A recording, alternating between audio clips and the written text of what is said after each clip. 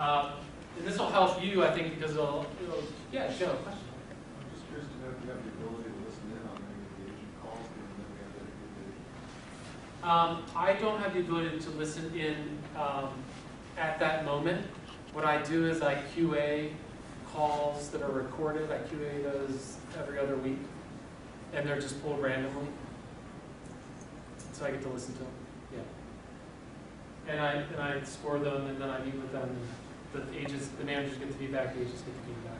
Can you? I know that you've asked us for numbers when, if there's been an issue, you're like, what was the ticket number, whatever. Can you actually pull up a call based on the ticket number?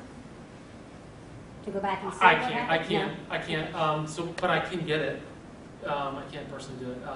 So what I can do is I can say, I'm looking at this ticket number, and they actually go and they look at the time frame, and they can find the call. Now I've had a couple issues where we've had to go and say, I've got this person saying this, I've got this person saying this. The ticket says nothing. How do I? Let's listen to the call and see what happens.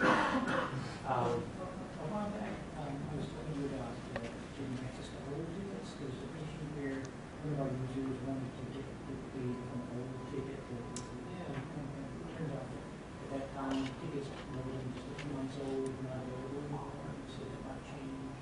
Has it changed yet? It hasn't changed yet. Yeah, what they did is they use Remedy as their back end, and I don't know how many of you have experience with Remedy, but it's a monster of a system. And they were having issues with slowness, which was affecting their call handle time. So they took the data and they moved it off. But to your question, Brian, they're moving to a new system. I don't have a date yet, so I don't want to say. At that point, we'll be able to go back and see those tickets. Now, I can request a ticket data from them at any time, from something in the past. And I hope I did that for you. Yes, you tried. Okay, I thought I did. It's just the user had the URL for the ticket and click on it. Oh, no, and it basically gave an uninformed error message. Oh, okay. It turns out it was just more than, it was only 4 months, I think, they're keeping that. 4 months. Yeah. Okay. You said they're going to switch systems, Yes. so will we have tier 2, tier 3 training again? Oh, good question. Yes. Okay, so I'll let you in on a little bit of it. What I've seen is the interface looks exactly like the interface you worked in today. Unlike the first go round where we started to do training and it was different, this looks a lot like it. So we'll do training. We shouldn't need to do a lot. Because I don't think it's particularly, it's a little quirky, but it's not hard to use today. It's pretty straightforward. We never got to this. Okay, so what I was going to say is, I think this will help you judge how you want to contact the help desk. Do I have something that can be worked on? Is it an emergency? I have something that's an emergency. Okay, so first call, it's actually first contact resolution. The target is 85% for first contact resolution. This is abandonment. This is phone abandonment here. Is supposed to be less than 70%. The way they do this is they take abandonments after the first 60 seconds. So if somebody calls and hangs up, you don't count that as an abandonment. So it's also called adjusted abandonment in the industry, and that's pretty normal. Average speed to answer less than 60 seconds on the phone. Same with chat. Average response for email, web, voicemail is 30 minutes.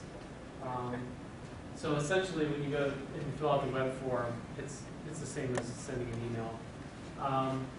So you can see that if you have a real emergency, you probably want to get on the horn here or here, phone or chat, as opposed to sending an email.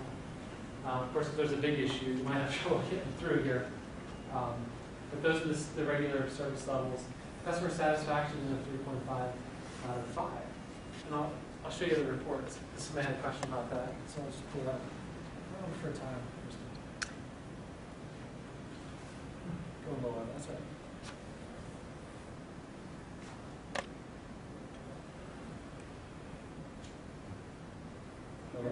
What? That's interesting. Brand new computer? Anybody want to help them? None of us have ever seen this before. Yeah, we've never seen this. What does that mean?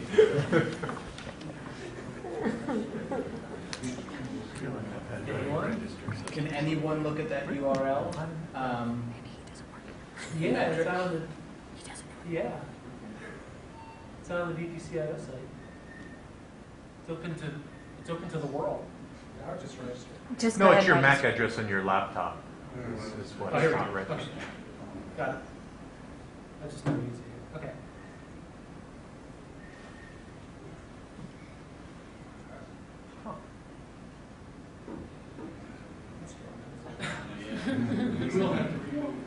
You don't have to refresh.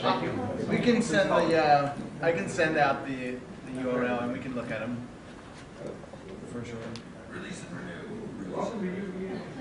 Right. Never worked out.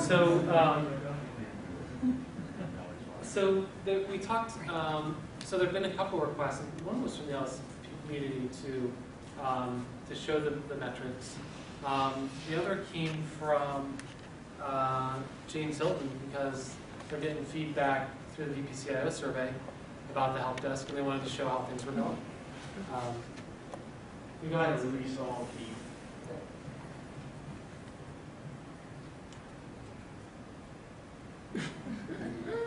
Am I very trusting of Keith right now? No, he's not. Yeah, I'm not sure. We'll all get that. Right, okay. If not, well, you can go look for yourself. Keith now owns you. Rooted. Be careful, Kristen. Ginger has pictures of your password. All right, well, trust me, they're out there. Okay, so what you'll see, actually, we can do this. Hang on. Do you have the report on your computer? I do have one. Yeah.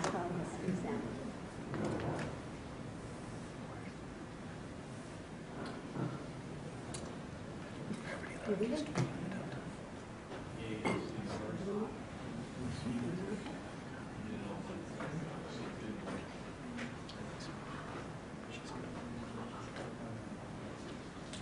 Okay. So what you'll see when you go out, you'll see links for the different metrics that are available, and you'll see, we'll just use this as an example. This is not actually a metric, right? This is just a count of tickets, but you'll see a description of what the metric is, what it means, what the service level is for that particular metric, and any notes that I've made as pertains to the metric. So we're in good shape now. We have a 13-month rolling, so you can compare November to November. You might say, well, why is that lower than that one? So hopefully you'll find some notes there. I'll give you something interesting to think about.